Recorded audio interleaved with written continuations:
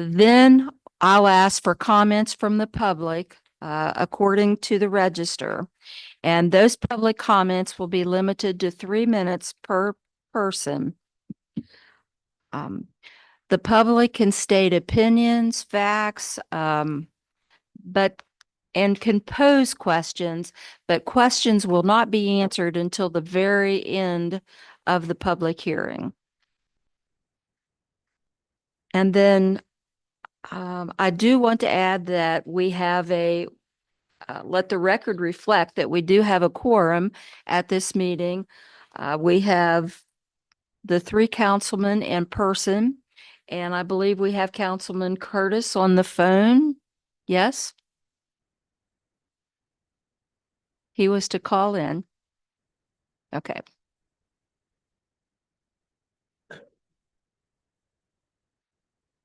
Okay, so at this time, I'd like to call Susan Riggs to the podium.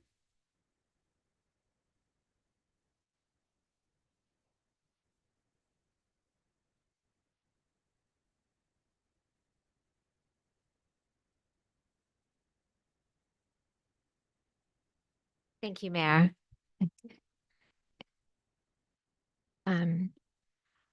So the project that the Weston Sanitary Board and the City of Weston needs to complete is the sludge dewatering facility project related to the wastewater treatment plant. And for approximately 15 years, the city has stored sewage sludge in 2 holding tanks located at the plant. And one tank was later converted to a different type of tank, but still used to store sewage sludge. And the other one contains a lot of feet of compacted sludge. This has caused the DEP, the West Virginia DEP, and the US EPA to mandate the sanitary board to address the issue of the stored sludge by either removing it or constructing a dewatering system for proper and final disposal. And the sanitary board has determined that they would like to build the dewatering system, and there is available property at the sanitary board to be able to do that. So the purpose of the project will be to provide permanent sludge dewatering facilities at the plant. So future sludge that comes from the sewer system and the sewage that you treat can be disposed of quickly and within the requirements of the West Virginia DEP regulations. It will also allow the sanitary board to comply with a consent decree that was issued by the West Virginia DEP regarding the sanitary board's wastewater treatment plant and the current inability to meet the requirements and conditions of your MPDES permit due to the issues with the sludge. So the project will be constructing covered sludge drying beds for the permanent treatment and dewatering of sludge. And again, what is so critical about this is currently the sanitary board is under a consent decree by the West Virginia DEP. And if the sanitary board isn't proactively dealing with that and working with DEP to meet those requirements of the consent decree, the DEP can take you to court and file a civil action against the city in circuit court. So the fact that the sanitary board is proactively working on this, has come up with this plan to create the permanent sludge beds and to be able to be within your requirements of your DEP permit is really significant and very important to do.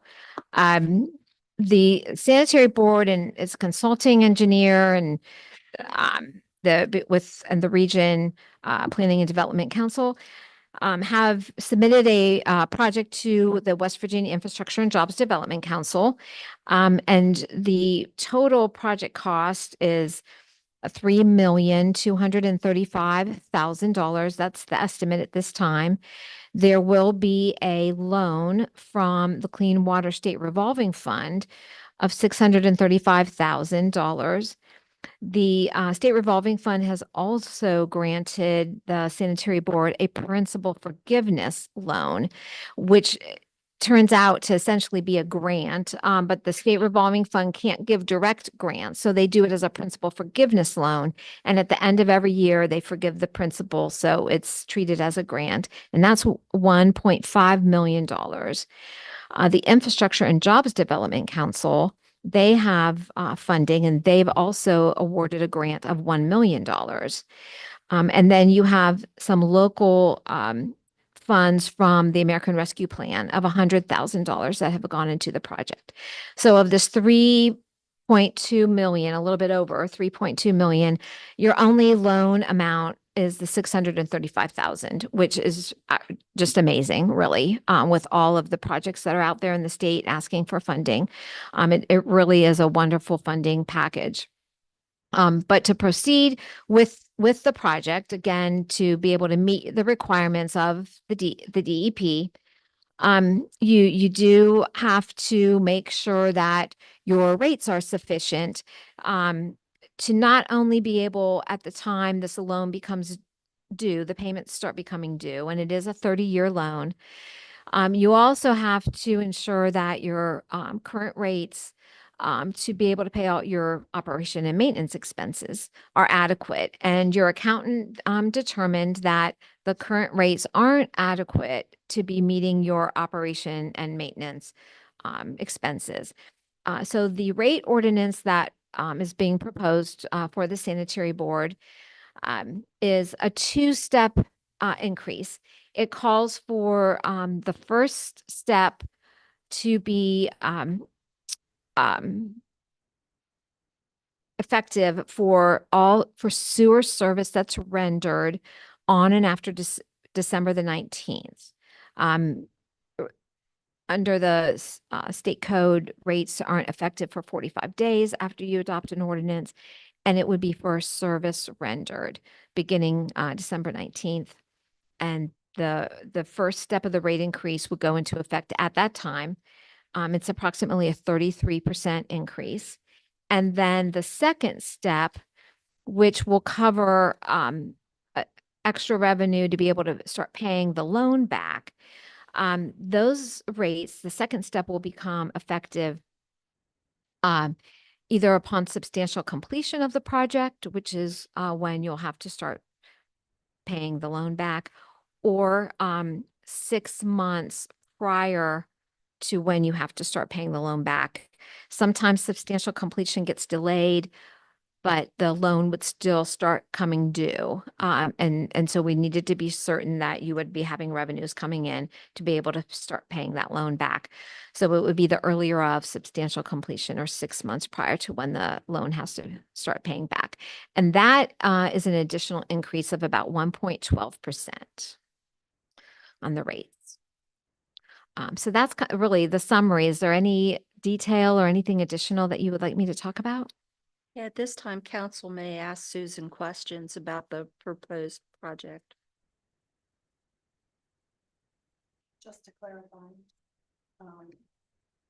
the consent decree, this basically, the solution of the current storage tanks is DEP mandated that we find an alternative. That's correct. So with all of the grants and loans, the last, the only loan amount is $635,000. That's correct. That's the funding package right now. So we would be paying only with interest on that. It's two different items. There is a loan that is a typical payable loan. It's 30 years, and you will pay on it every quarter during that 30-year period. And the interest rate is 1.75%, and that's the $635,000. The principal forgiveness loan is the 1.5 million, and that's the one that's forgiven at the end of every year, right? Right. So the loan that you will pay back in full is a $635,000 loan. Mhm. So, the consequences would be quite severe. Hey, Sherry, Would you like- excuse me, would you Okay. mind speaking into your microphone? So the consequences to doing nothing would be quite severe. Yes, absolutely. The West Virginia DEP would file an action against you in circuit court. They do that all the all the time. Yes, absolutely. And this process of when you have violations of your permit, what the DEP does is they come to the utility and say, you're having these repeated violations, and we are going to require you to enter into a consent order with us that we can work out a way for you to fix the violations. So they do a really good job of negotiating with you instead of immediately going straight to court. They first give the utility the opportunity to have the consent order and work with DEP to find a solution, and to show them that you're progressing with it, and managing, getting funding, doing the ordinance that you need to do, all of that, so that you are meeting the requirements of the permit. And so that's the process that you're in right now. But right, if you don't go through with it and don't solve the problems and continue to violate the permit, then they will file an action in circuit court. Mhm. So for years, and you may not be able to answer this, for years, the system that we've had in place with the storage tanks was okay, and legislation has changed, or DEP regulations have changed, and now we're being mandated to do something else. Right. And I'm not certain of exactly what changed, like why it was okay for a while Right. and now it isn't. Sometimes it has to do with and yeah, Nate might be able to answer. Sometimes it has to do with what DEP has time to focus on. Okay. And and there, may be things that it just never rose to the level. It might be over time as it got worse and worse and worse. They finally Mhm. said we need to do something here, and how you're violating the permit. Also, regulations do change absolutely and become more stricter over Mhm. time of like the parameters that you have in your permit and what you're allowed to be like putting in the water source after you've treated the sewage, and how you're managing the sludge. And so it's kind of probably a combination of all of those things. Thank you. Yeah. For many years, they did land application with the excess sludge. The regulations did change and they could no longer apply that. So then sludge just kept on building in the tanks at the sanitary board. So it was at a point that Mhm. DEP, EPA said, you got to do something. Mhm. Susan, I have a question. Just to kind of go over, to my understanding, because I will tell you, council did their due diligence on this, that when this rate was first proposed, we asked to meet with the accountant ourselves to get a run through what the numbers was. And if I'm remembering correctly, if our rate does not match what the requirement is, we lose that 1.5 funding. Is that correct? Correct, right. If you That's 1.5 million. yeah, if you aren't able, I mean, if you don't raise the rates, in order to be able to ensure that you're meeting all of your operation and maintenance expenses, your debts, your current debt service that you have, then, and then to raise them to be able to meet this funding, right, you would, lose out on all of the grant funding. So we Right. would lose out on what, 2.5 million? 2.5 million, and additionally, the loan amount, the interest rate could go up too, is that often happens, right? And part of the problem too is you put together a funding package like this, and you've obtained these grant funds, but the funding agencies will only hold this for so long. And so if you aren't progressing and moving forward, and moving the project forward, not only are you're going to have ramifications from DEP, but the great terms of your funding package will go away also because the funding agencies will find other folks who really need the grant money and they'll put it towards those projects instead. And if we would lose that, that means we would still have to take care of the consent decree, which means without that 2.5 million, which in turn would cause rates to have to go higher than Go- what. Right. the You would needs end of the up project. having to go to loan funding if the grants went away, and then rates would go up significantly more. Mhm. Yeah. So Thank Would you. the city manager like to comment, provide additional commentary? I think I'm okay for now. Okay. All right, thank you very Okay. much, Susan. Okay, thank you. Okay, and do we have anyone registered from the sign-in sheet who would like to speak?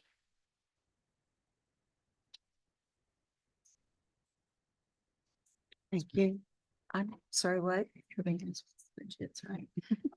Yeah, good, so.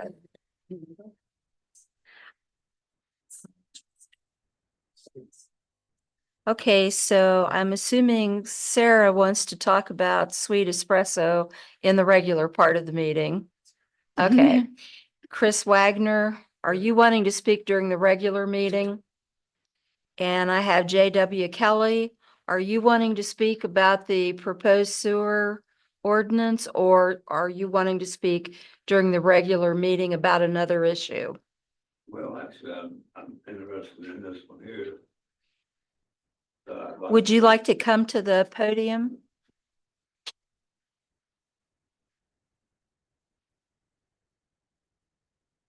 I'd like to know is how did the sewage companies get in this predicament in the first place?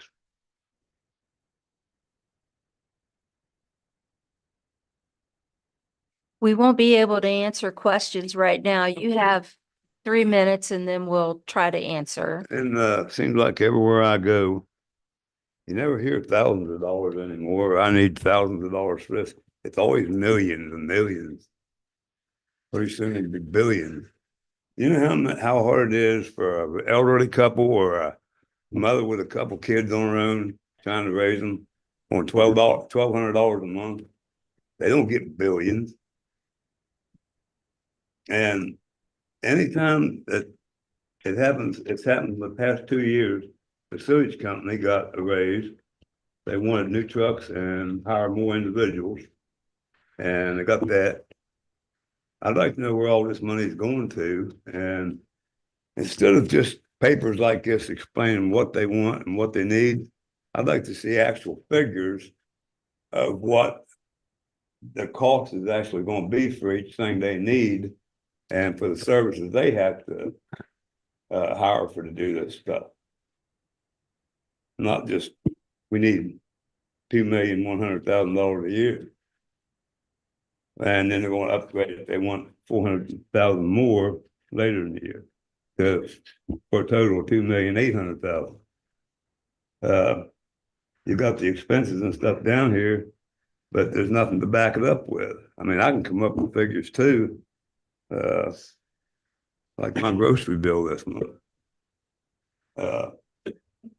I'm projecting that it's gonna cost another $100, but that don't mean that's actually gonna happen. So, it'll probably be 200 by the time sewage company and the water company and everybody else gets their dibs in there. I'd like to know what they've done with all the money they bummed off of us for the past 3 years. Anyway, if you can figure it out, that's fine. I'm still gonna be paying some amount one way or another. Thank you, Mr. Kelly. We appreciate your comments.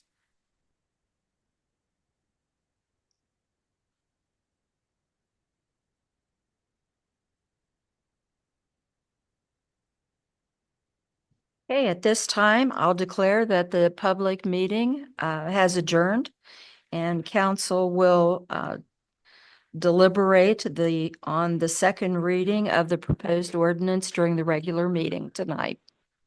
Thank you.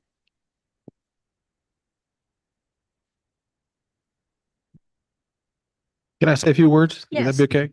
Yes, I'm sorry. Sorry, I didn't want to take away from, I knew our time was short, but I'm going to answer Junior's question just a little bit that the way our process works, I've been here 3 years now.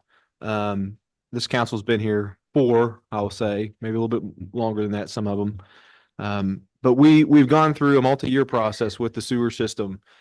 We've established budgets using our past numbers. The finance manager, Joseph Solberg over there, and myself went through every bill in the last year and categorized those, and that's what was generated into a budget given to an accountant that did what was called a Rule 42, and that document's about 75 pages long. That's why if you would like a copy of it, I'll give it to you. I have no issue with it, but that's required by the PSC to be submitted before a project is done. We've scoured about everything we could scour to try to find ways to reduce this, and I think Councilwoman Gump spoke to it a little bit about the funding scenario where, in order to pay for this project, we really had to have our rates at a certain level, and we also had to meet what's called reserve requirements. So we have to have so much money in the bank to protect against any kind of disasters or anything like that, breakdowns.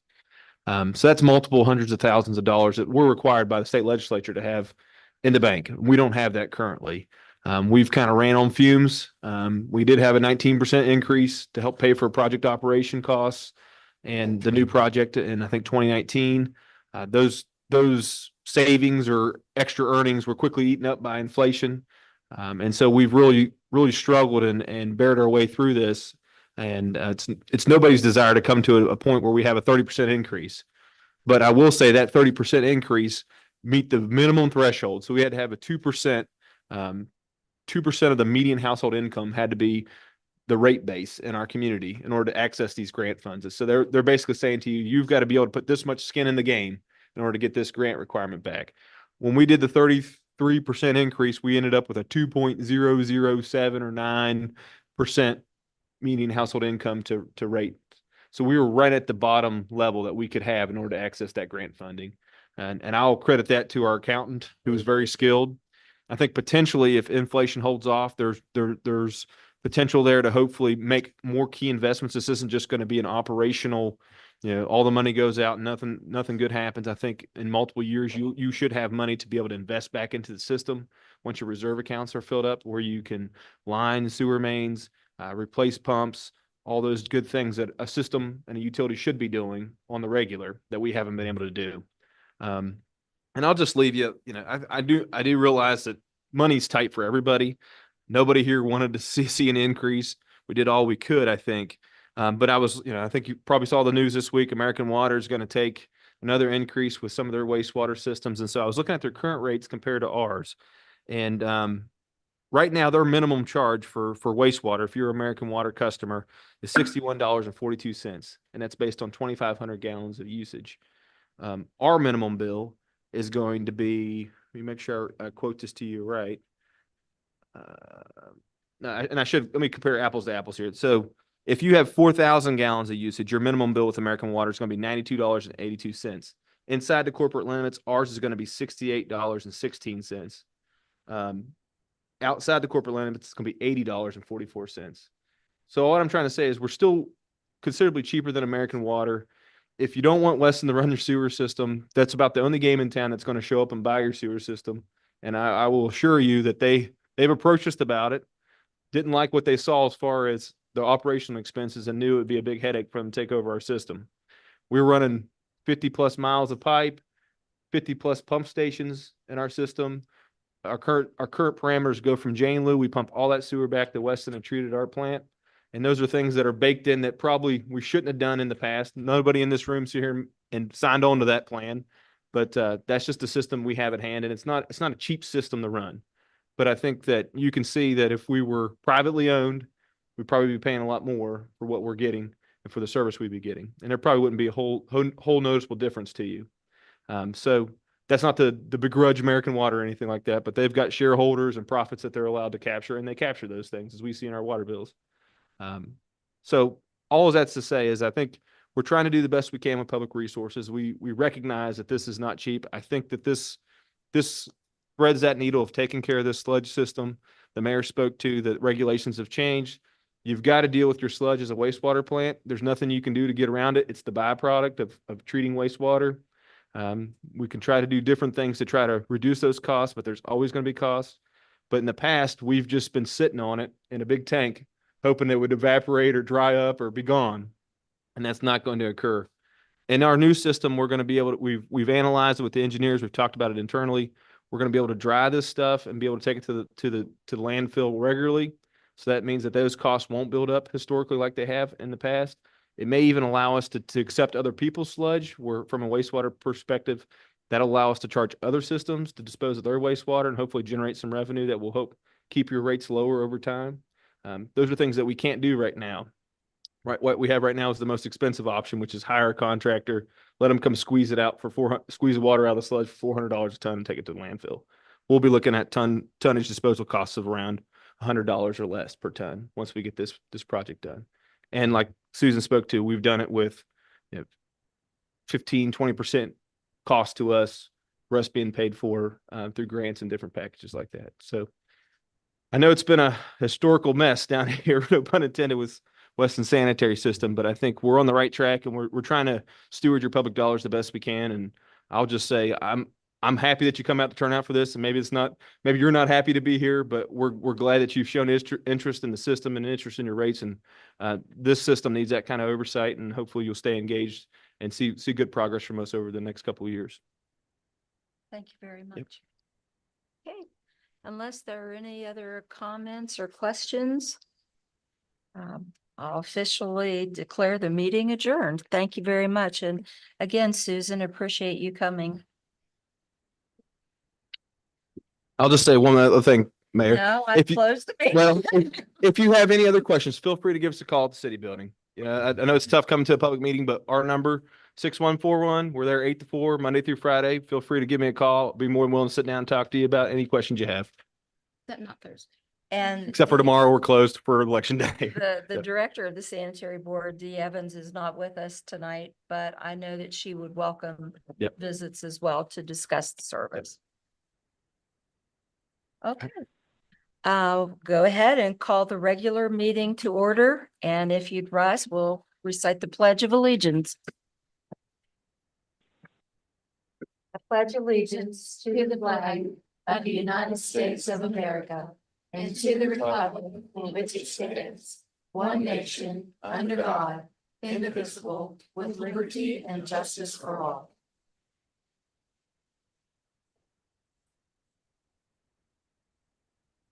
Mayor Kim Harrison Edwards. Here. Councilwoman Sherry Rogers. Here. Councilman Stephen White. Here. Councilwoman Debbie Gup. Here. Councilman Herb Curtis. City Manager Nate Stansberry. Present. City Attorney Brian Bailey. Excused. Finance Manager Joe Solberg. Here.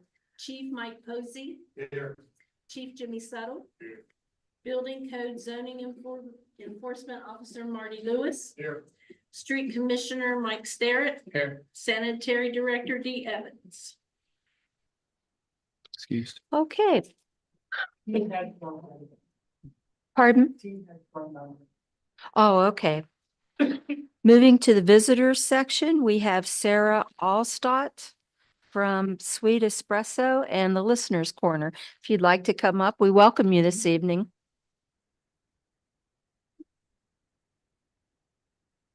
Yes, my name's Sarah Allstott, and I'm here to introduce the new business we're opening. I'm originally from Northwest Indiana, between Chicago and South Bend. Doug, my partner, is originally from Southern Indiana, French Lick, where Larry Bird is from, if anybody knows that. Doug has a background in residential remodeling. He was the barbecue pit master for South Texas Barbecue for the last 3 years till the last couple of months. And that's where he started using his fancy coffee machine. I have a background in nursing. I've been a bedside nurse for 16 years, and now I'm offering holistic wellness consulting, and I specialize in mental health and decision-making. I also have a background in historic preservation activism and in animal rescue. I founded an animal rescue group and prison dog training program back in Indiana several years ago. That was in my earlier life. We found our way to Weston when I took my first travel nursing contract at Sharp. And the house I rented, I fell in love with and I bought it. And so I moved in 2020 and then Doug joined in 21. We're here to tell you about the new business we're opening, the two businesses, I guess. I wrote down some things about Sweet Espresso, not much about mine, but we're in the old curated location, which I don't know what it was before then because we're kind of new, but it's such a beautiful old historic storefront. We're excited about being there. We're next to South Texas Barbecue.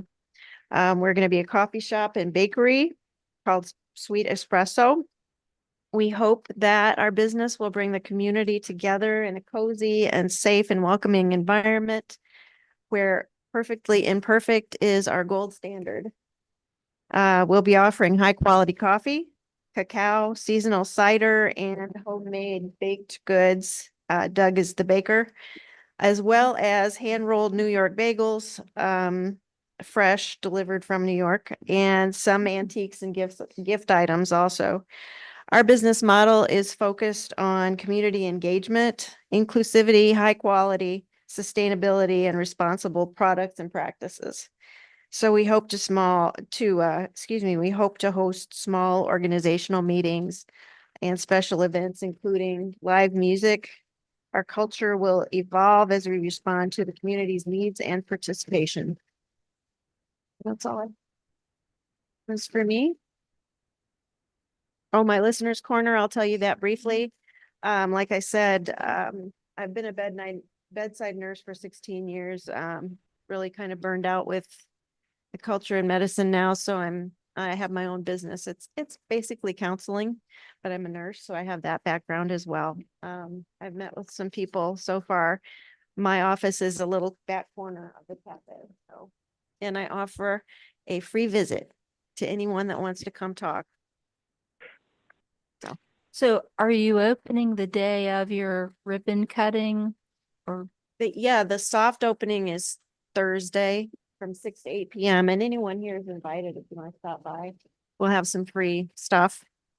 And then Saturday the 9th is our official opening day and the ribbon cutting's at noon. So Thank you. yeah, thank you very much. Yes. Thank you. Everybody come in. Well, we definitely will.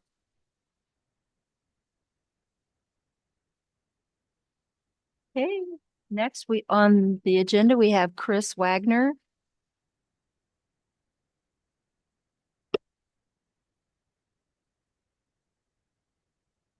All right, I'm coming for council tonight because I have an issue where the city of Weston is not in compliance with state code, nor even your own code.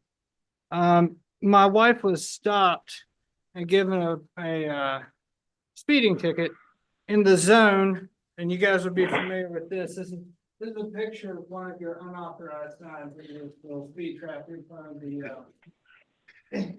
the state hospital. This is an unauthorized sign. It's 12 by 18 inches. You'll remember that later. I'll read you the code for it. It's on a green stake, which looks nothing like any authorized sign in the state of West Virginia. They're required to be an R2 sign. An R2 sign, one of these is 24 by 30 inches. I'll show you the difference. Makes a lot of sense because if you compare the size of two of these, here's my hand. I'll show it to everybody. On this little unapproved, unauthorized, in violation of West Virginia State Code and Weston City Code sign. This is what a real one looks like.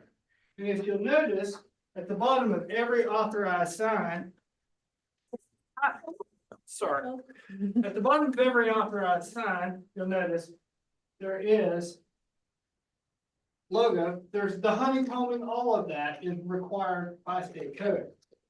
So I was given she was given a ticket. We paid it because there was no way to even talk about it unless she was willing to post a bond. That was an absolute requirement. She's disabled. You caught a disabled person in a legal speed trap. That becomes very important later on. But let me read to you Weston City Code, okay? Everyone should be familiar with this. It says, the driver of any vehicle shall obey the instructions of any official traffic control device applicable thereto, placed in accordance with the provisions of the traffic code unless otherwise directed by a traffic or police officer, subject to the exceptions granted the driver of an authorized emergency vehicle in this title. Here's the important part, section B1 says no provision of this title for which the signs are required shall be enforced against an alleged violator if at the time and place of the allegation an official sign, an R2 sign, which is what is required by code. Everyone should be pretty familiar with that over there. But that's not happening. And it says, and is not in proper position is sufficiently legible to be seen by an ordinarily observant person. Let me speak to the reason why we need official signs, because when you have those little grandma's mater sign where it just looks like someone's trying to control traffic on their street, no one has any reason to believe that there's any responsible authority behind that, because it looks like garbage. Sorry, it looks like something you spent $15 on. So let's see what the city of West Virginia, the city of Weston says about that. It says, and let's speak to the 15 mile an hour. 15 mile per hour in the Weston City Code is only for school zones. There's no requirements. I read the ordinance that created that 15 mile per hour zone. Whereas West Virginia gives municipalities the authority to reduce speed, and whereas the city of Weston desires to reduce speed, that now the city of Weston, through this ordinance, is reducing the speed to 15 miles per hour. There's no justification. Where I work, we require justification. You guys created a speed trap. You caught a disabled person in it. When I told you about it, and I came to the last meeting, did any one of you follow up with me? No, not a single person. My name was in that book. Your job is to investigate. This is actually the city council's job, is investigating municipal affairs and the conduct of any city department, office, or agency when a concern is brought to you. That's in your job description. So when I bring a concern to you, I expect some follow-up. You did not do that. That is unacceptable. Let's talk about safe speed limitations. Also in your city code, no person shall drive a motor vehicle at such a slow speed as to impede the normal or reasonable movement of traffic, except when reduced speed is necessary for safe operation or in compliance with the law. Can you tell me why one side of the street is 15 miles an hour, the other side is 25 miles an hour, and the only time that they go down there and enforce that is when they're looking for a violation to look like they're actually doing something? Let me talk about traffic control devices and the obedience. An unauthorized sign. If you remember last month. Mr. Wagner, we do have a 5-minute limit. Okay, well, you guys need to do your due diligence and you need to follow through. I have a specific code for every single thing.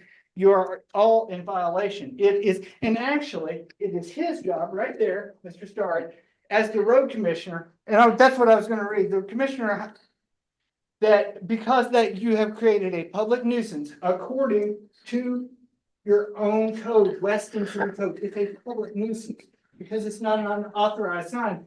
His job is to go remove it immediately. That's what your code says. Read the code. Well, Mr. Wagner, we listened to you Yes. in earnest at last month's meeting, and we are here as a council to uphold the ordinances, to protect the people, and to make sure that employees are doing the jobs that are prescribed of them. But my recollection of last month's meeting was that you were to go into the city building and you were to speak with Brian Bailey, the city attorney, and the city manager, who were going to look into the regulation on size of signs that you question. I don't know if you did go into the city building and no one was able to help you, but It's their job to follow up, ma'am. You're public servants. That's what you do. yes, we are public servants, and they were willing to take their time to review that code and ordinance As well and to they sit should. down with you. Madam Mayor, I'll make it a point to reach out to you, Mr. Wagner, and we'll sit down and discuss. Yeah, I think that's a fair point. Yeah, that's a fair point. Absolutely. Yep. Thank you. Okay, you have the minutes from the regular and two special sessions in your packet.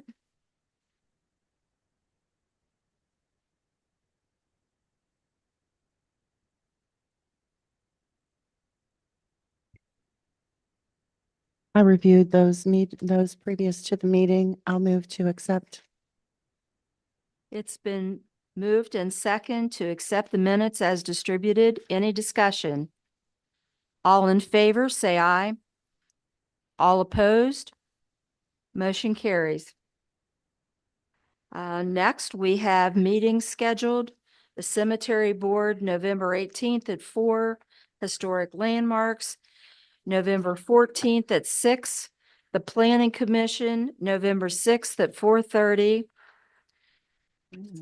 There is no EDA meeting scheduled. The Tree Commission, November 14th at 3 p.m. Arts Council, November 12th at 5:30 p.m. Oh, can I mention something?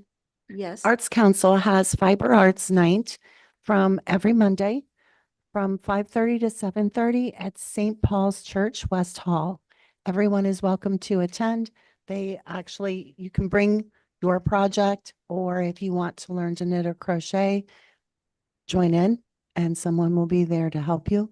It's actually there are probably about 20 people there now, and it's fiber arts. So if you want to sew or quilt or crochet on Mondays, every Monday, 5:30. They started this, excuse me, last year and then took a break for the summer. But they're starting that back I think it was the month of September. So they're there. Also, they have refreshments. It's a nice laid back time, but they wanted me to stress the importance of the public, knowing that they're always welcome. Thank you. Land Reuse Agency, next meeting November 18th at 6. And Neighborhood Watch is done for the season. They'll start up in the spring.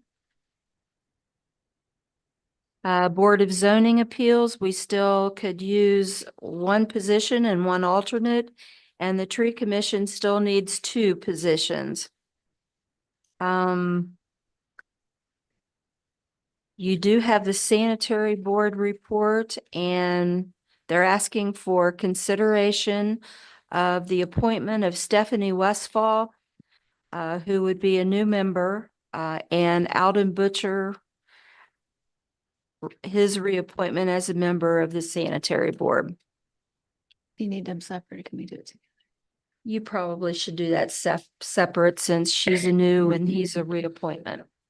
I move to reappoint Alden Butcher to the Weston Sanitary Board. It's been moved and second. Any discussion?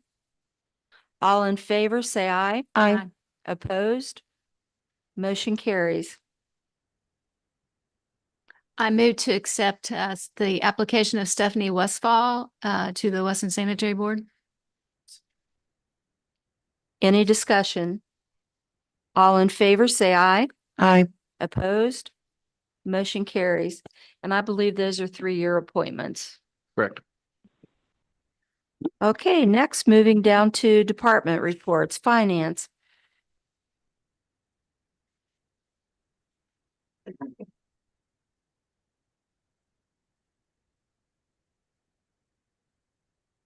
All right, if you take a look at page 35 in your packet, we'll start there.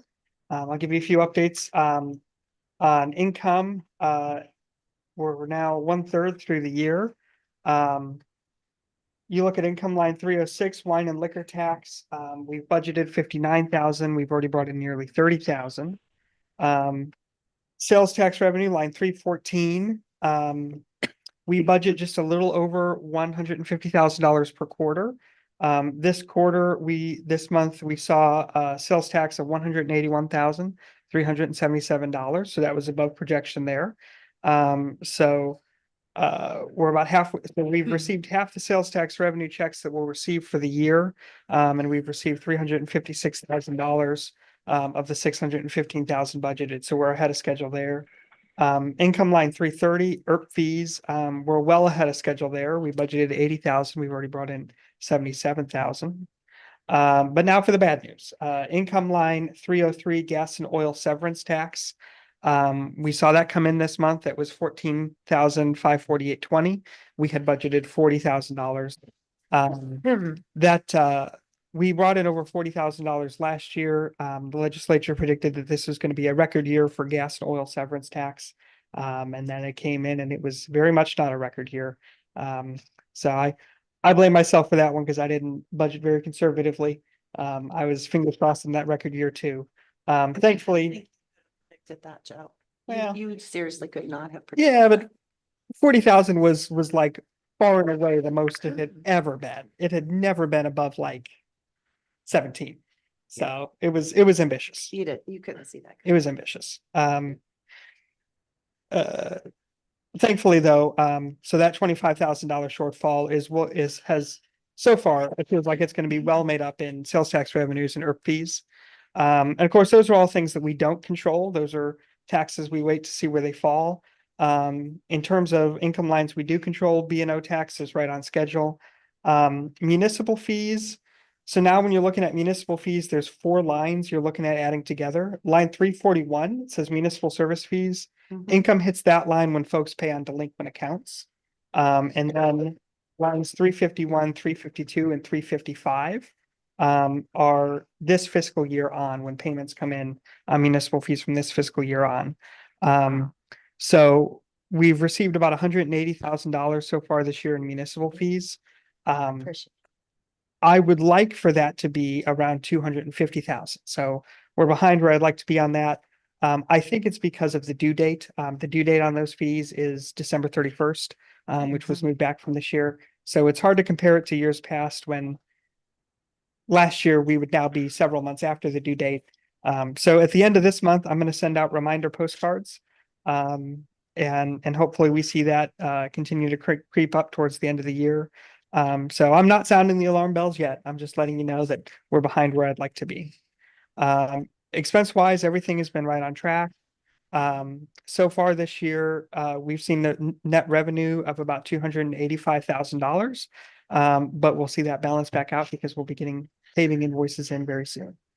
So that's all the general updates I have on the budget.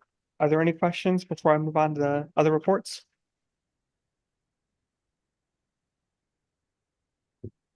Okay, if you move ahead to page, I think it's 43 of your packet. And I left mine sitting over there.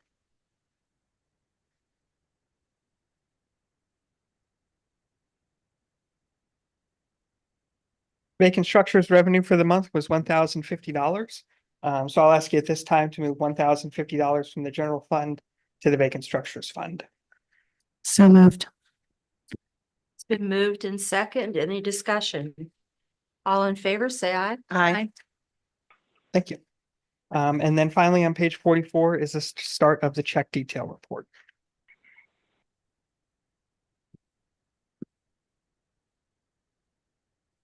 I'll entertain a motion to approve the check detail for the month of October. I so move. It's been moved and second. Any discussion? All in favor, say aye. Aye. Opposed? Motion carries. Thank you. Do you have anything else for me? I had one question. Sure. Have we thought ahead to the proposed 14% increase to PEIA? Yeah, so we just received word from the municipal league this month that is what we are to expect. I have not yet looked at how that's going to impact our budget. Thankfully, all of our employees now are in the lowest cost tier, the lowest cost plan. So it's less of an impact than it used to be. But I think, one of the things that we saw this past year, what we saved about $40,000 on PEIA. And that sounds like a lot, but when you see 15% increases year over year, I think we're probably going to be, eat up their savings within probably 2 years at this rate. Wow. So I'll take a look at it. And by next meeting, I'll let you know what I'm thinking. is I gonna just know project it's a in that. concern everywhere with Yeah. all. Yeah, no, Right. and just to be Employees. candid, I saw the PowerPoint came from Municipal League 2 weeks ago, and said, nah, boy. So no, I have not looked at the budget or thought ahead to how to approach that next year yet. Thank you. Are you going to be attending the public hearings that are scheduled for that? So I hope to. I did submit comments already, just in Okay. case I can't. Because one of the things that I'll share this with you all too, I think, well, one, they're looking at this year, not only increasing the cost of premiums, but they're also going to increase deductibles and out-of-pocket maxes. And one of the things that PEIA touts every year is, but the state is going to subsidize some of this. And that's not true for us. PEIA happens out of two different buckets. There's the state side and the non-state side. And every year they tout all the things they're doing for the state side, and for the non-state side, they say, you know, you get what You're you on get. your own. Deal with And it. then what makes that really hard is the non-state side is closed, which means if you exit, you cannot re-enter.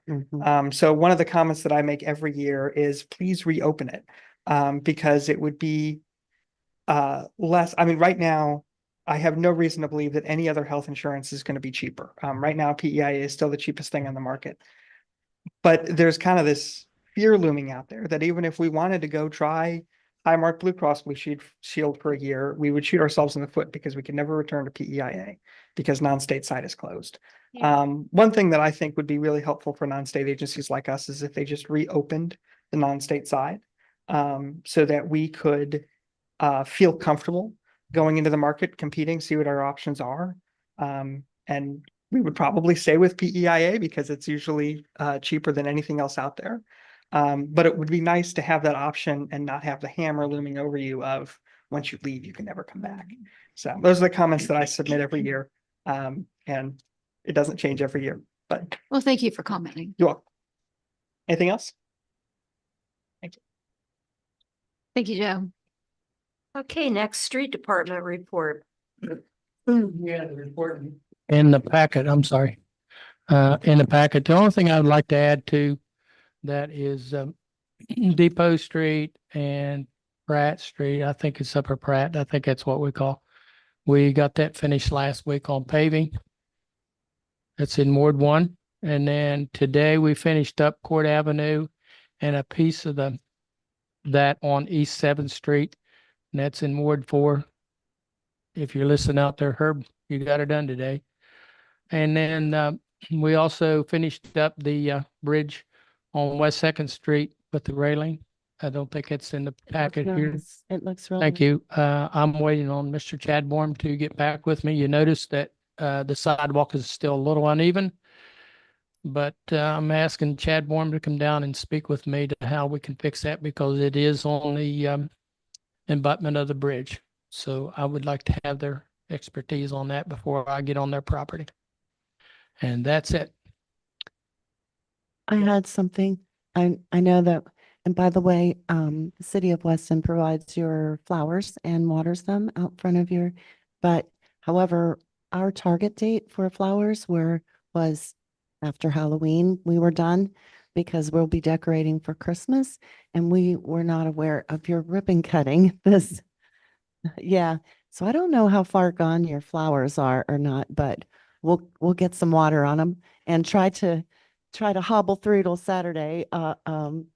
So not sure about South Texas. I might maybe move some mums around and get that side of the street looking okay. What do you think, Mike? Because tomorrow I think you were going to take the spent flowers. Maybe tomorrow. I'm down to 3 people. to be I honest know. with you. And tomorrow is a holiday. True. And we are working tomorrow. Some of us are working. Well, there are spent flowers around town though. I think we might be able to use them off of West 2nd Street up at the corner, unless they're hers. Who? Nicole's. Oh, those, yeah, let's not touch those. Those, Okay, yeah. we'll figure out something. But I can maybe take some from Holt property or something, Okay, but let me know. Okay, questions for Mike? comments. The bridge looks really nice Yes, with the fence and stuff and the sidewalks on Main Street as well. Thank you. Thank you. Next, police department. I've got a couple things that aren't in the packet. Last Okay. week and a half or so, K9 Luna's been in training. She's recerted and has completely finished her training and certified. Secondly, about the middle of October, we conducted some interviews with First Choice Services and have selected a peer liaison. That person has accepted that position and will start training in Charleston on the 12th and will be in my department on the 25th. We plan to work together with Buchanan with their peer liaison and hit both of our towns. And lastly, I'm in the very early stages of creating a homeless task force. So it's in the early stages. That's all I have. And what was the title of that position that you've hired for again? Peer Peer liaison, and that is somebody who's went through recovery, is still in recovery, and their duties is to assist getting people into recovery and staying in recovery. We see it every day. Somebody goes to rehab on Monday and Thursday we see them on the streets again. That person will also be able to assist with somebody wants to go to rehab in Parkersburg, they can transport them for me. okay. Things like that I hope will greatly help us. That's very proactive. Thank you. Questions for Chief Posey? Thank you. Next, Fire Department. I don't really have anything else either. Governor declared burning ban. Yeah.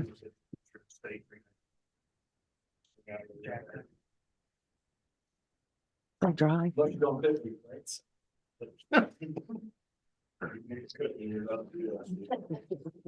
What did you say? Pit leaf. I think if you got permission from somebody, you can still do a pit leaf. But I don't think there's any cooking. You can't put the hot dog out in the backyard. You need to eat, you can have it for food. I thought it was, only liquid fuel. Only liquid fuel? It's good, hopefully be rid of things, push the rain. Good. Questions for Chief Settle? Thank you. Building code zoning. About the only thing I can think of to add, on the vultures. Nate signed the agreement with USDA and I sent it over to them this morning. So they'll be getting back to me soon on when they're gonna start setting the trap and they're gonna give us bi-weekly reports. Oh, that's nice. Thank you. It can't happen fast enough. I think they're multiplying each day. Yeah, it doesn't look like many of them have migrated. No. Questions for Marty? Comments? Thank you. Let's see. City clerk.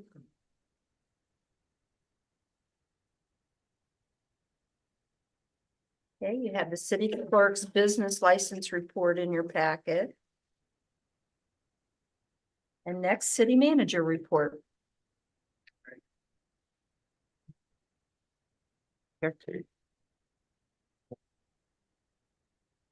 tried to give you an updated schedule of things that we've got going on, their different statuses, so feel free to ask any questions on that you'd like. In the last month, we've interviewed two different positions, and we're also advertising for the street department. And all these positions are already budget positions. They're not new, just replacing people who've matriculated out or positions we haven't filled. So within the next week or so, we'll probably have a couple of those filled.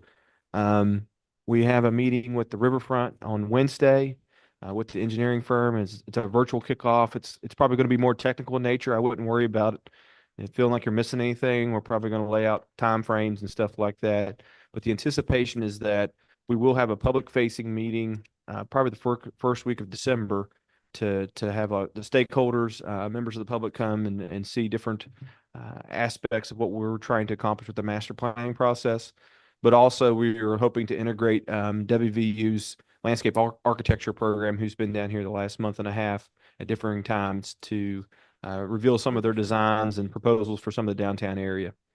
So that should be a pretty cool thing. I think right now, December 4th, that's the number in my mind, date in my mind. Mayor, do you recall? I think that's what we're shooting for, but it's that first week in December.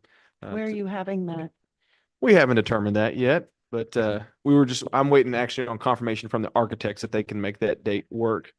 But somewhere here in town, it's the anticipation. West Hall has Bible study that night. Okay. And this may not be a nighttime thing. That was the real question too, because we were trying to coordinate with the students and they have a different schedule as well. So Okay. all that's up in the air. So we'll figure out someplace and hopefully that'll be public facing. And we'd like to see as many people attend as possible. We've got the bids out for the cultural center facade. Those are due the first couple of weeks of December. There will be a pre-bid meeting November 14th. So if there's any contractors out there, you need to register and attend the pre-bid meeting to be able to be eligible to place a bid. And you can call the city building for more details on that. That's been advertised in the paper the last couple of weeks. In regards to the culture center, we were also advertising for a volunteer director. And we, in conjunction with the historic landmarks, felt that it's probably time to get somebody who's heading this up more on a day-to-day basis that can hopefully have a passion for programming in the cultural arts and those types of things. And I think we've got a couple of people out in the community who voiced that interest to me. So I think that we're going to try to narrow that down to one person and hopefully put them in charge of not only the programming, but hopefully driving some of this capital development project as well. And that should turn into some different activities for folks inside of our community, such as concerts and things of that nature.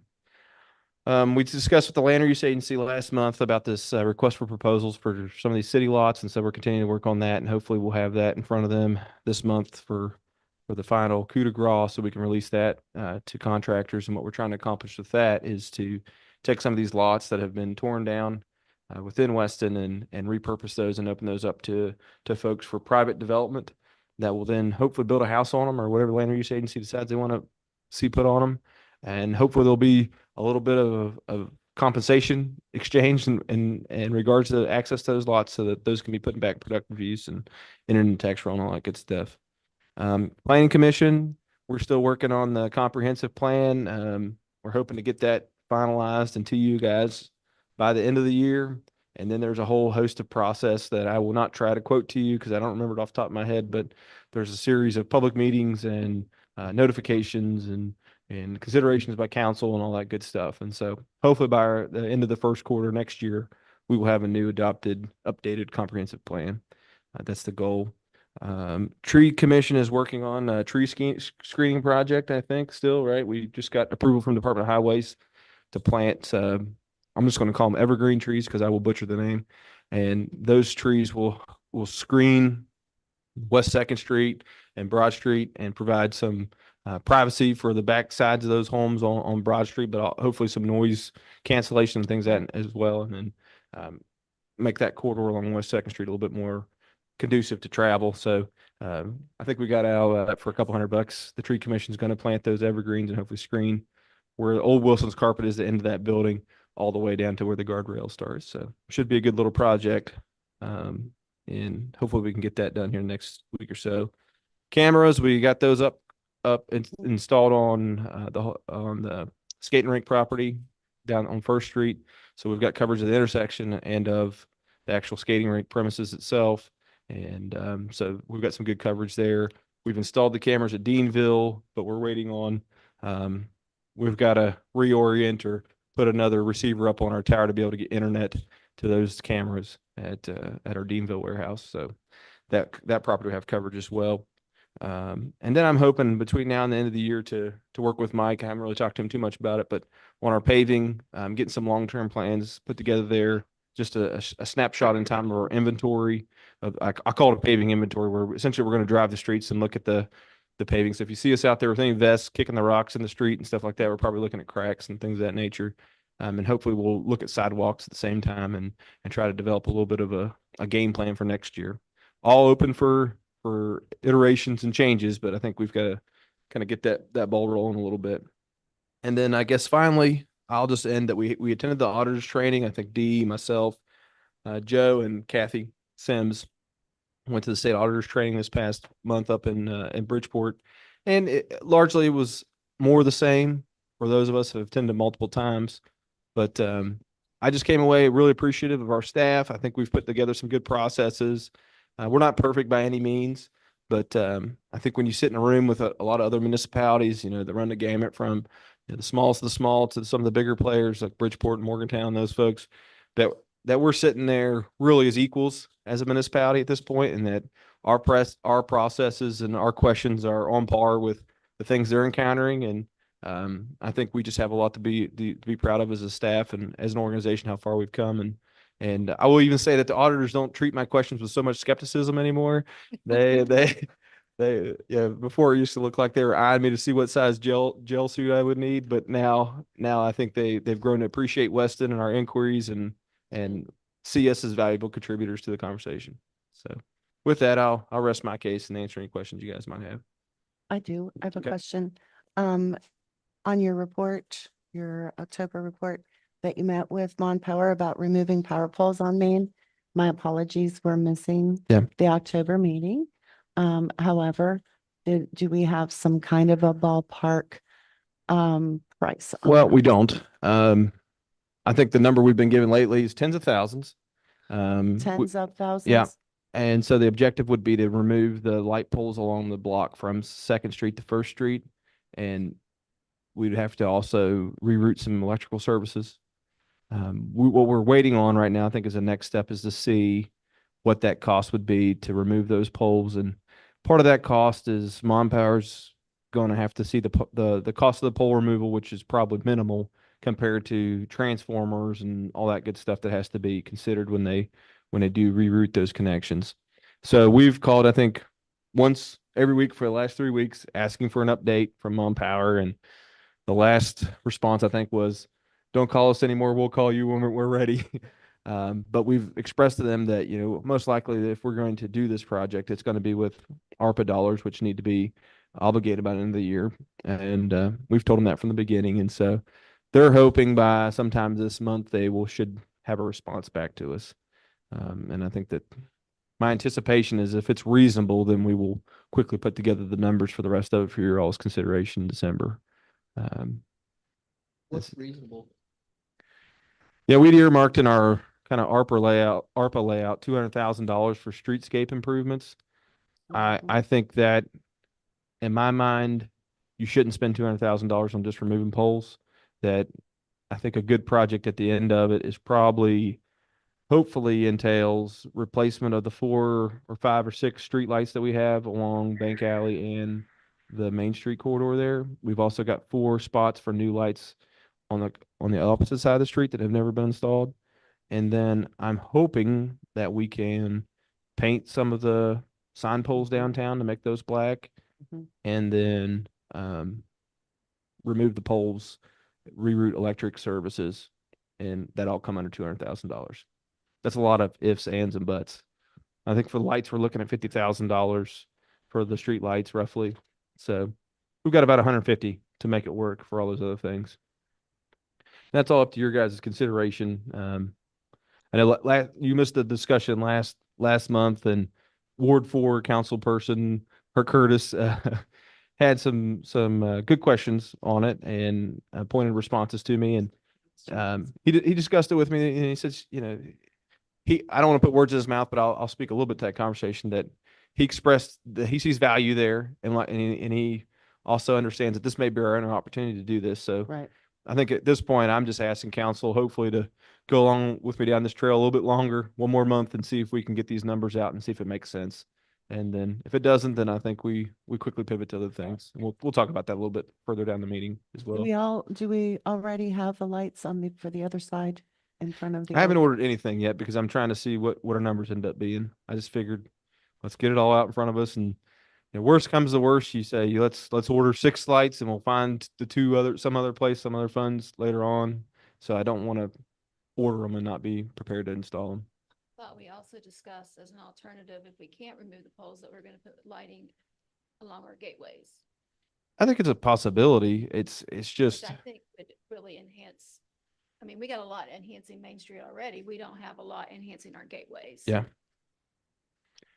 It's possibility. And I think there you're probably a cleaner project in regards to you're probably buying conduit, having electrical service installed, buying light bases, line lights. And so that's easy enough to price So out. then at Ward 3, we could just put them in the grass along Yeah. the sidewalk. We Right. wouldn't have to take the sidewalks, Mhm. destroy them at all. So completely up to council, frankly, when we get to that point.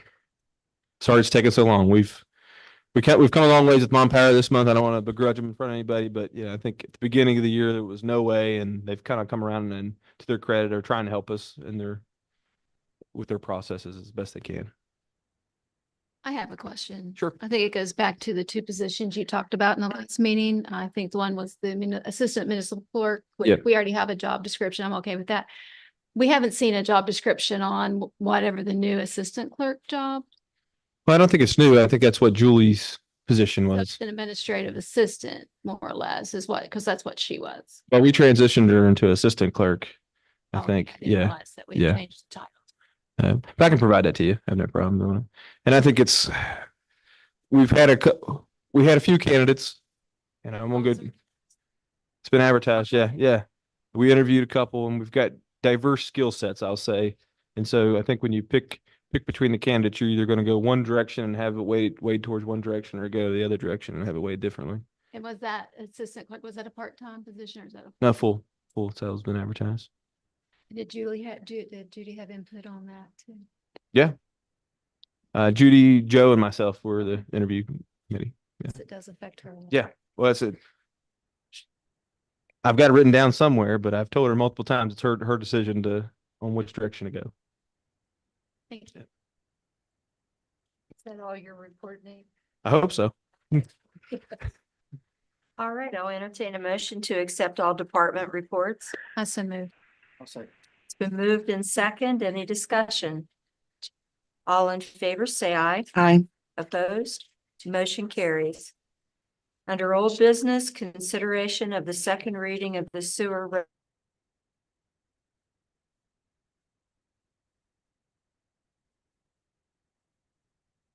rate ordinance proposed by title only. I'll move to have the first reading or the second reading of the ordinance providing for increased rate charges and fees for sewer services for all customers of the municipality owned and operated sewer utility of the city of Weston, Lewis County, West Virginia by title only. Is there a second? Go ahead. Awesome. Okay, it's been moved in second. Any discussion? We'll have voting by roll call. Councilwoman Sherry Rogers, Yes. Stephen White, Yes. Councilwoman Debbie Young. Yes. Is Herb on the phone to get his vote or he's not? No, okay. He Alrighty. going. Motion carries. Ordinance providing for increased rates, charges and fees for sewer. I found it. services Look, for here all it is. of the municipality owned I do too. Weston, Lewis County, West Virginia, second reading by title only. And now ask council to consider passage of the sewer rate ordinance. So moved. Is there a second? I'll second. It's been moved in second. Any discussion? Voting again by roll call. Councilwoman Sherry Rogers, Yes. Councilwoman Debbie Young. Yes. Okay, motion carries. Next, consideration of reimbursing Dave Bush for a tire in the amount of $315.40. Did Councilman Curtis You do making hold of his? I sent No. a friendly reminder, but I didn't hear anything. Okay, so I'm going to move to, because we've taken so long with this, to reimburse Dave Bush for a retired amount of $315.40. Can I suggest an alteration and say from the stormwater fund? From the stormwater fund. Okay. I'll second. Okay, it's been moved in second. Any discussion? All in favor, say aye. Aye. Opposed? Motion carries. Next, consideration of Miracle on Main event application for November 30th Yay. from 12 noon to 7 p.m. I'll move to approve.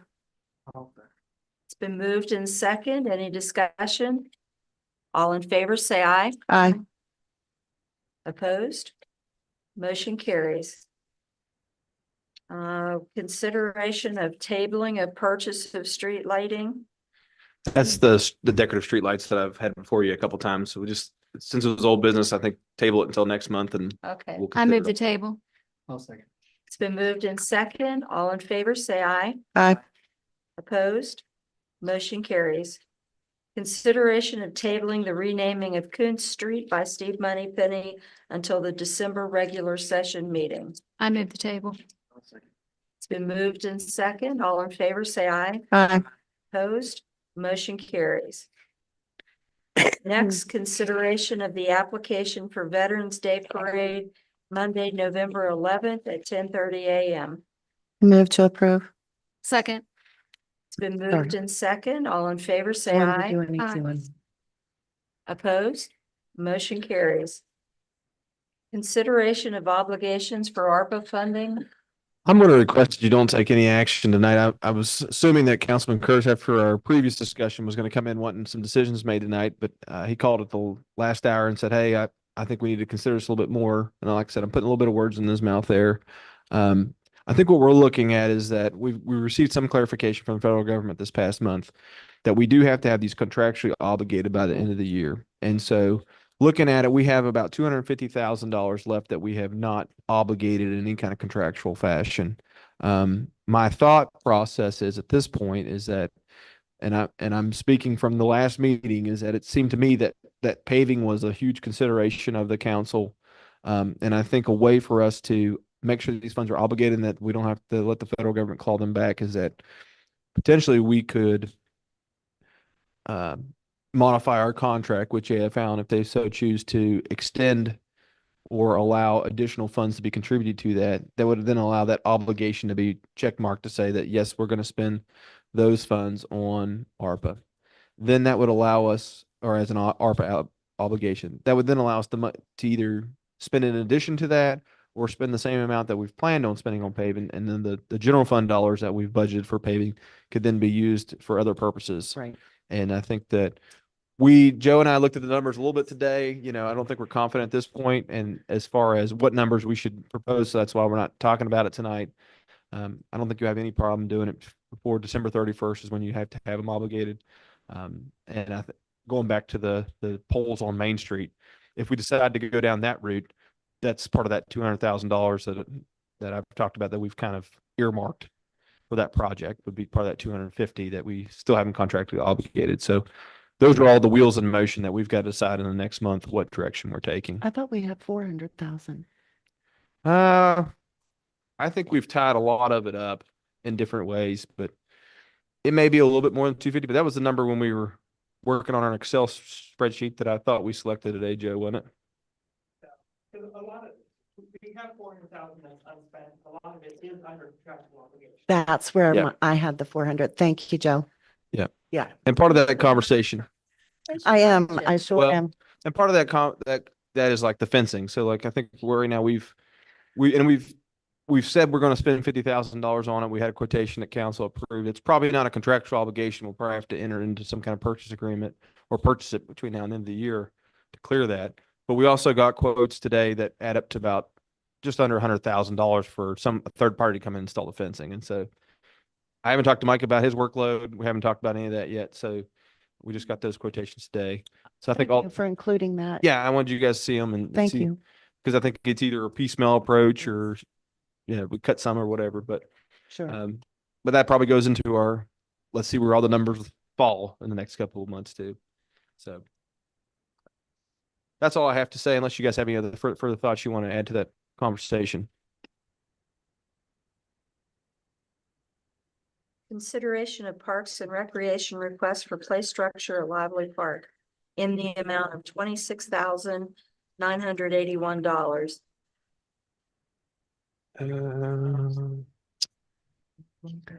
Go ahead, Laura, if you want to speak have to a that real question. quick. About that. I thought it was a grant, but I don't know. Hello, so we currently don't really have a walkable park in downtown. While Polk Creek is amazing and it serves a different part of our community. So I have looked at the lease for Lively Park, and in the lease, it does state that it can be used for a playground. So I just last week submitted a grant application through Lewis County Foundation to start phase 1 of this project. I believe you may have this information in your packets. Phase 1 is just going to be just the resurfacing ground material, which is going to be around $5,000. But that is that would also mean that we would have to have some assistance from the street department. We also have AmeriCorps members that can help contribute to the labor involved in that part of the project. Phase 2 is where it gets a little costly, is the structure itself and the installation and everything that all comes into around $22,000. And then really wrapping this play structure up or playground up with phase 3, and that would include swing sets. This would cover an area of Lively Park. We've measured out around 50 feet, 50 by 30 is what we're looking at. So it's a pretty substantial size. May require some relocation of some trees possibly, but that would be the ideal location that we've identified. And anyone have any questions? No, this is an action item. What is the budget? Do we have the budget in for parks and wrapping up this amount of money or? Well, she's requesting ARPA funds for the purchase of that swing set. Is there are we under a time crunch as far as decision making? Like if we punt this for a month while we're sitting there, are we going to be? On sale until I believe it was like mid-November. So we have until mid-November. Currently, the sale price on this structure is $12,614. Regular price is $16,398. So, you know, I don't know. The deal here. So by mid-November. Go ahead. Do they have to provide the installation, the That's where warranty? it's going. Because No, the installation is that's almost not- $10,000. Yeah, that's not a part of it. It's just one of those prioritizing where our street department can be. I'm sure you get some, Dave Gump's not doing anything. You can come down and put some screws in. I feel like this would be spending to make sure that it is done in a timely manner and it's not holding up any of the projects that the street department are needed to be addressing, like essential issues. Yeah, I also have another question. Is this something that we would put down immediately or is this something we would store and do when spring came? This would be, it would have to, we wouldn't be able to do the ground resurfacing now, so with the project itself would start in the spring. So I'm not sure about the obligation. If we could just, you know, it's gonna take probably months for them to actually even deliver. I don't think so. I don't know. So you can put it on your calendar for 2025, Mike. I don't think so. You could buy more playground equipment with that $8,000. I don't know if we can Ultimately, use you know, our funding for I playground. think it would be worth it if we are stretched thin and if it comes down to them working. Mhm. on something that's more. I think if they know in advance, they can plan for it. We'll figure it out. In person. Good. Is playground equipment eligible for ARPA funding? Well, how we've been justifying all these expenses is that they're considered revenue replacement. And so right now we'd have to go into our ARPA dashboard with the federal government and say, this is the project we're using to expend our funds on. And so I think as long as it's not like pension replacement and debt payments. But you could use emotional and mental health. Yeah. Playground, proven that it helps promote health and wellness. Yeah. Social and emotional, stimulation, it helps children solve problems, so, you know, I'm sure that we can hide in the physical, emotional, and health and wellness.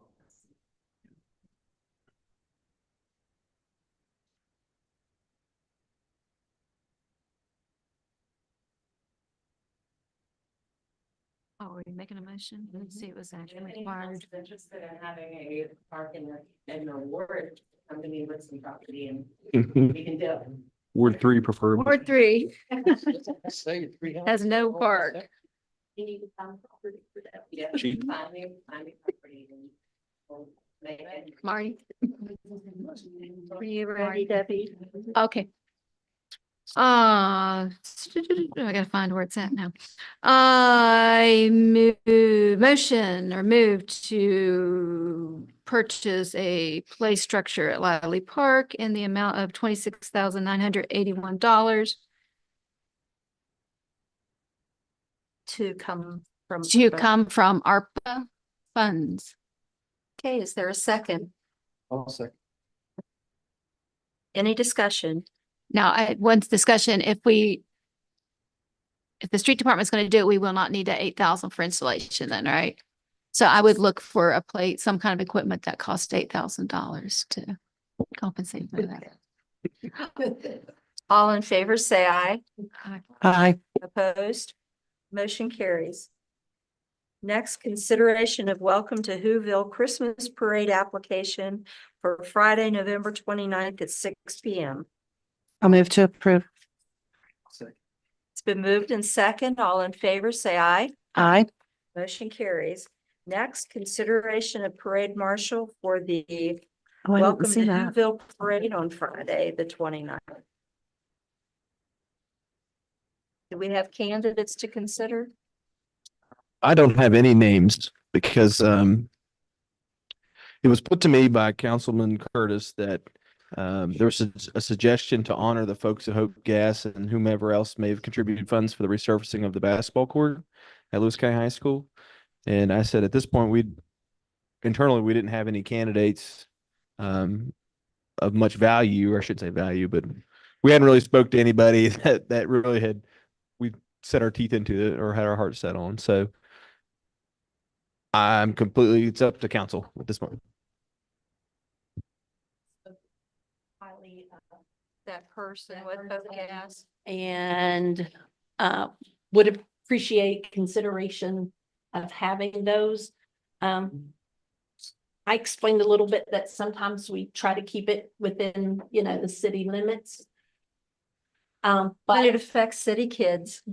yes, that was, yeah, so whatever you all decide. Yeah. And I do not know his name. It's Morgan something, I think. My thought was, and I don't know how that played out as far as donations went, but I don't know if there was one major player and no other donors, or if there were multiple donors that contributed. There's just one. Okay.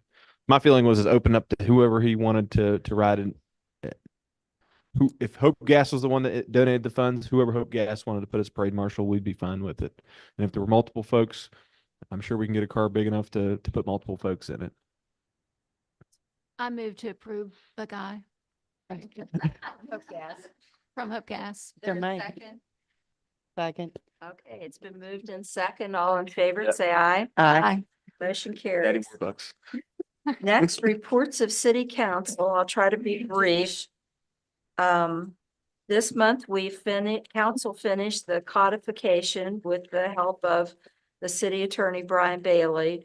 That's a project we've been working on for like 2.5 years, going through the old ordinances, making corrections, things that have changed, things that we thought looked wonky and needed dealt with.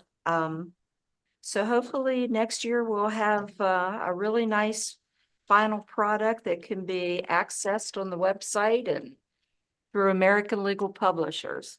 And I believe our ordinances are there now that you can look at, but this will be the final version coming out.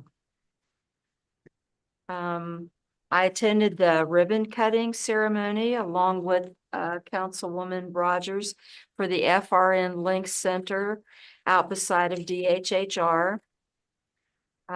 Nate participated in the Trails Conference and he actually did the tour.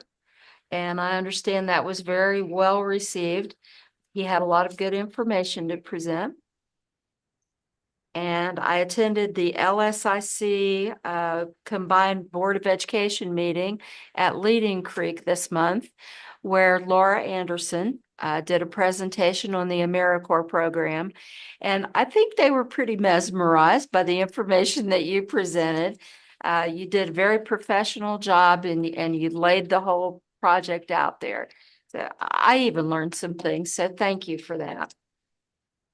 I participated as well as Councilwoman Rogers in attending the County Commission's invitation for the signing over of the Lang properties behind Weston Ford. And Nate already mentioned about the hubcap and the students of the planning and design at WVU. So I hope that people will really take advantage of that because public input is so important and it's probably one of the biggest projects we've ever done in the city of Weston. We want to get it right. We want it to be fun and useful for everybody.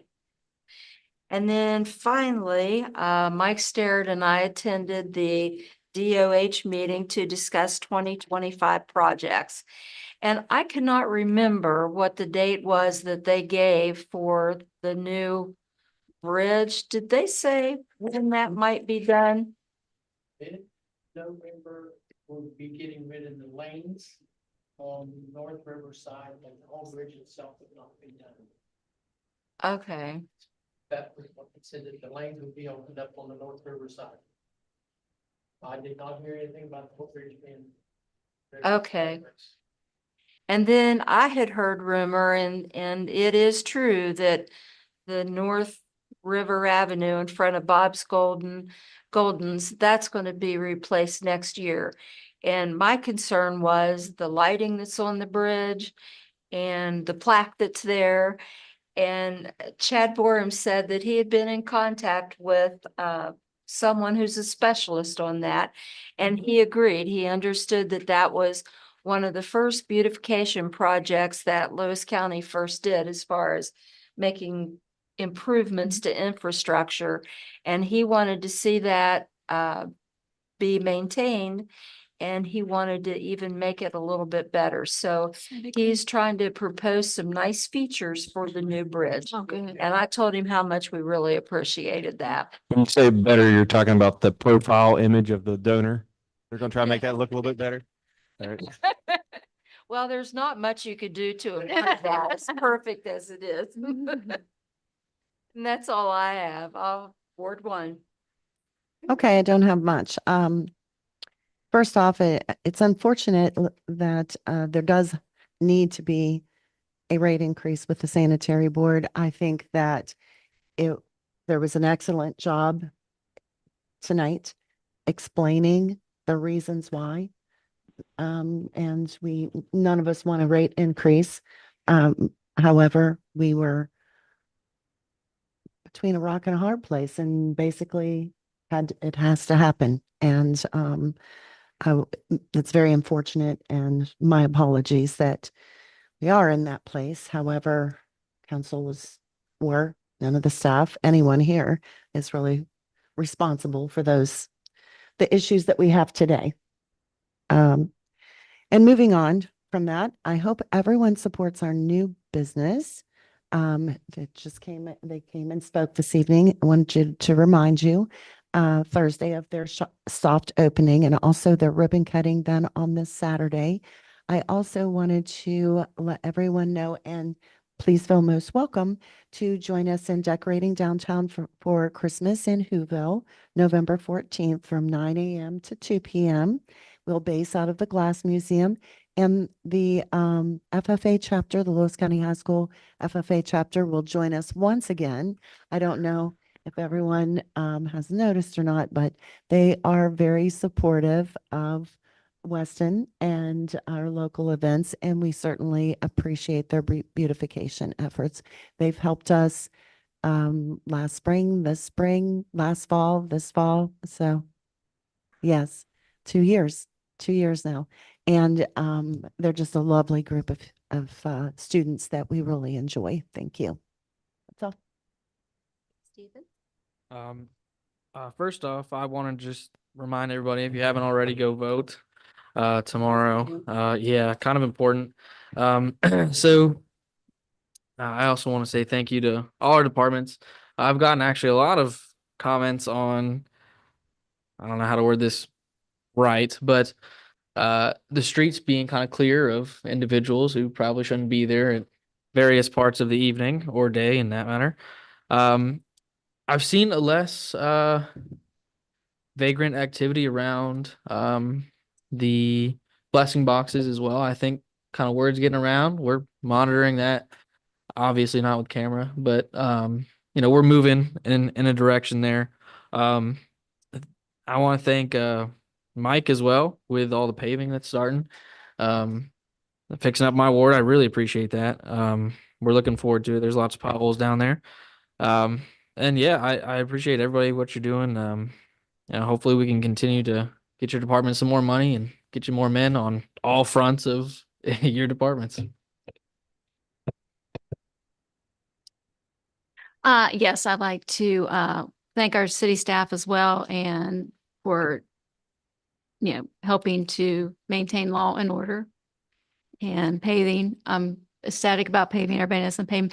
I just want to point out a couple of things. Don't forget the Christmas parade on November 29th on downtown Main Street. Starts at 6 o'clock. So you need to be probably down to get a good spot about 5. Chief, can we make sure there's no cars parked along the street? That I know the homecoming, they were there, and it's just really dangerous with the kids trying to get out and get the candy between the cars. So I appreciate if we could get that taken care of. So I think we're looking forward to the Grinch probably coming. Also, the next day is Miracle on Main, and this is another big event for downtown Weston. And this will be 2 to 6 on Main. There'll be a lot of vendors. We're going to have I think we're having the ice skating in conjunction. Also, I think the night of the Christmas parade as well. Bumper cars. There's just going to be a lot of different things this year. I think it's going to be probably a band. Yes, we do have a band coming. So I think it's going to be one of the biggest ones we've had. And again, if you would still like to be a vendor for that, you can contact myself or Terry Walker on that. We still have openings for that. So let's just pray for good weather. I would also, I'd be remiss as a civics teacher also not to encourage you to go out and vote.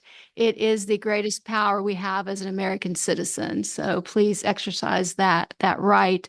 And along with that right to vote, I do also encourage everybody to come out and honor our veterans.